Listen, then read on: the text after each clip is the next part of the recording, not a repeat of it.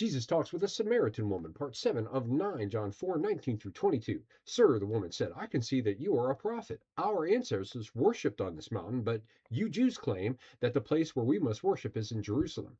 Woman, Jesus replied, believe me, a time is coming when you will worship the Father neither on this mountain nor in Jerusalem. You Samaritans worship what you do not know. We worship what we do know, for salvation is from the Jews.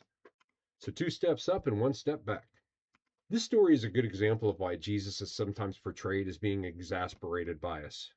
Folks, listening is not a passive action. We do not marinate in Jesus and he seeps into us. You and I must seek, ask, knock in pursuit of his truth. This lady's not absorbing anything. Yesterday, we saw that Jesus revealed that he had supernatural knowledge. 5 previous husbands and knocking boots with that 6th there. Way beyond guessing that the color of this favorite woman is blue. And where here the Samaritan woman just acknowledged that, well, Jesus must indeed be a prophet, her reaction appears to be a little muted for that. Notice that she pivots right back to this religious argument thing. She goes back to trying to play Trivial Pursuit Bible edition with Jesus.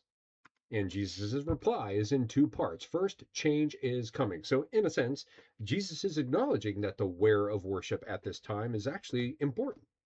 But since Jesus is now here, that's about to change. And secondly, and more importantly, salvation is from the Jews, the Judeans. The funniest slash most tragic part of this entire answer is that Jesus is telling the Samaritan woman that she is worshiping what she does not know. Consider, she's been trying to flex on Jesus since he started talking to her.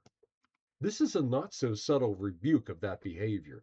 She needs to drop this. Stop talking, stop justifying, or risk missing out on the gift of God, as Jesus calls himself in verse 10.